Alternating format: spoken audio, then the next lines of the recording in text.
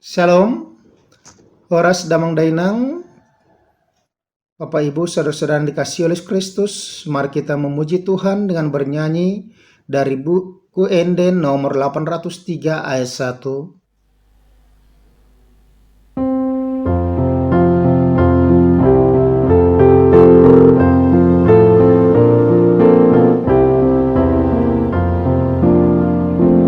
Pelehon habis taranmi tu di mata tai sinamot hahi pasunmi daging nang tunimi sai paki malunai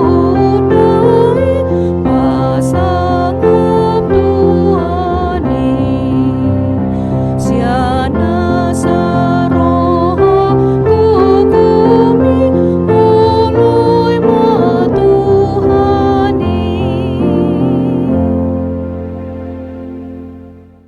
Kasih karunia dan damai sejahtera dari Tuhan Allah Bapa kita dan dari anaknya Tuhan Yesus Kristus menyertai kamu sekalian.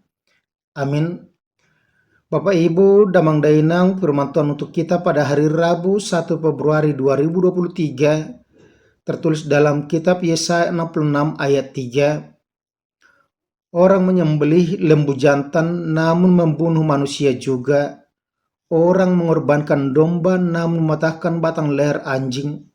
Orang mempersembahkan korban sajian namun mempersembahkan darah babi. Orang mempersembahkan kemenyan namun memuja berhala juga. Karena itu sama seperti mereka lebih menyukai jalan mereka sendiri dan jiwanya menghendaki dewa kejijikan mereka. Manang ise na mamotong sera jonggi do sosibunu bawa do ibana disi.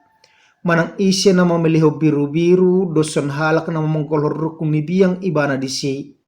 Manang ise na mameliho pelia si panganon do son na mameliho mudar ni babi ibana disi. Manang ise na manutung daupa do son na mamuji gana-ganaan ibana disi. Masitodong dalal lomoni rohana bedu nasida. Jala di halomohor rohana sida do pabainan nasida nasogiri. Demikian pembacaan firman Tuhan. Damang Dainang, saudara-saudara yang dikasihi oleh Kristus, 1 bulan kita sudah melewati tahun 2023 dan 11 bulan lagi ke depan kita akan menjalani dengan kasih dan pertolongan Tuhan yang senantiasa hadir dalam kehidupan kita. Firman Tuhan hari ini mengingatkan kita supaya kita tetap berjalan dan senantiasa hidup dalam iman yang kita nyatakan dalam perbuatan kita sehari-hari. Kita dapat melakukan segala pekerjaan kita bukan hanya karena kuat kuasa kita, tetapi hanya pertolongan Tuhan. Oleh karena itu, apapun yang kita lakukan, maka itu akan mencerminkan iman kita kepada Tuhan. Menyatakan bahwa kita sebagai orang beriman akan berusaha untuk berbuat baik. Ibadah-ibadah kita akan senantiasa sesuai dengan kehendak Tuhan, bukan hanya sekedar rutinitas belaka. Ini yang diingatkan oleh Nabi Yesaya kepada orang-orang Israel yang sudah kembali dari pembuangan Babel, di mana mereka sudah membangun bait Allah. Tetapi ketika mereka melakukan itu hanyalah sebagai suatu suap kepada Tuhan. Itu sebabnya Tuhan tidak menginginkan perbuatan mereka. Tuhan tidak menginginkan yang disebut dengan apa yang mereka persembahkan kepada Tuhan. Karena Tuhan jijik dengan persembahan-sembahan mereka. Kalau kita membaca ayat 1 dikatakan, beginilah firman Tuhan, langit adalah tahtaku dan bumi adalah tumpuan kakiku. Rumah apakah yang akan kamu dirikan bagiku dan tempat apakah yang akan menjadi perhentianku? Bukankah tanganku yang membuat semuanya itu sehingga semuanya itu terjadi? Demikianlah firman Tuhan. Tuhan mengingatkan umat Israel bahwa segala sesuatu bersumber dari Dia. Dan Dia tidak bisa dikuasai oleh suatu apapun. Dan dia adalah Tuhan yang berkuasa mutlak. Oleh karena itu tidak ada yang sanggup untuk mengikatnya, untuk menjadi tempat perhentian Tuhan. Biarpun itu dibangun melalui bait Allah. Karena apa? Perilaku mereka, ibadah mereka tidak sesuai dengan iman mereka. Perbuatan mereka itu hanyalah rutinitas belaka, hanyalah sekedar mencari nama, bukan keluar dari hati yang terdalam.